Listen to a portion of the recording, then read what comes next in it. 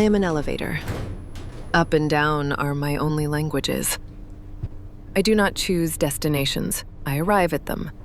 Most days, people step in without thinking my name. If you care to know, my name is... wait. 7th floor. She walks in.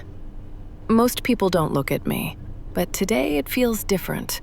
Like her eyes don't belong anywhere right now, not even to her own reflection in my brushed metal panels. Surely she will take a glance to fix her hair, maybe? Or makeup? She doesn't. That's odd. Her shoulders lower the moment the doors close. Not relief, exactly. More like surrender, as if she has been holding herself upright longer than her body agreed to. She presses the button with the edge of her finger, not the pad, not the nail. The careful part of someone who has learned that even small contact can ask too much.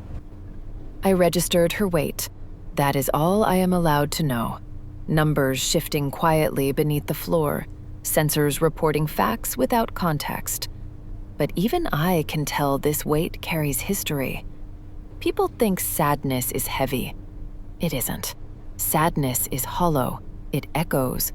It makes a person lighter in the wrong places and heavier everywhere else. She stands very still, not relaxed, still like something fragile, set down carefully so it won't break again.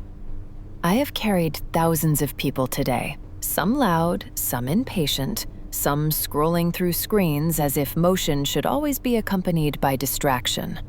But her silence is different. It has edges. Her breath catches once, so fast it almost doesn't count.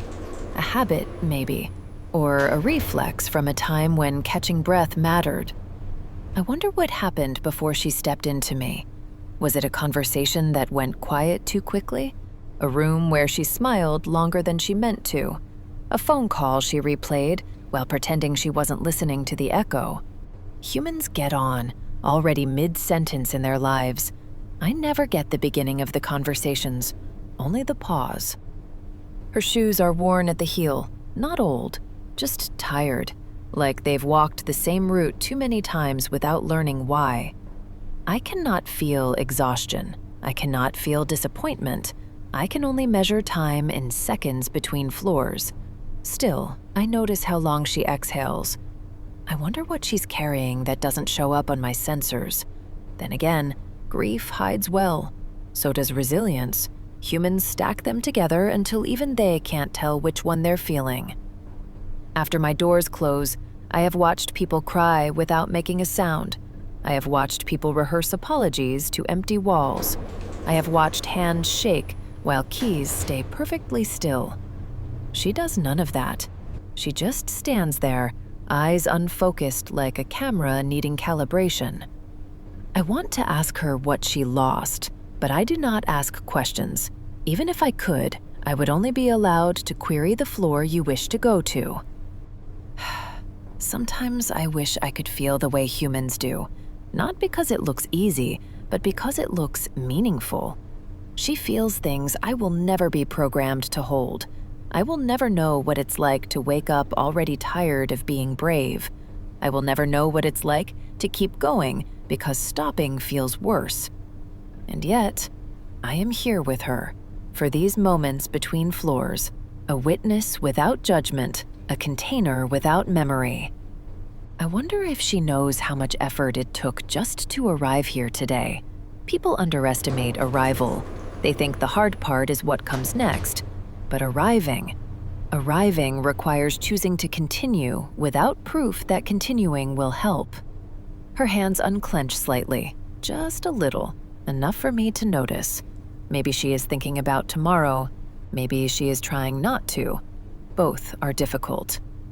The higher we go, the quieter she becomes.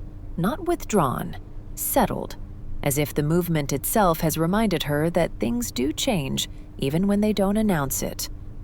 I cannot promise her anything. I cannot fix what hurt her. I cannot lighten what she carries. But I can do this one thing correctly. I can take her where she asked to go without asking why.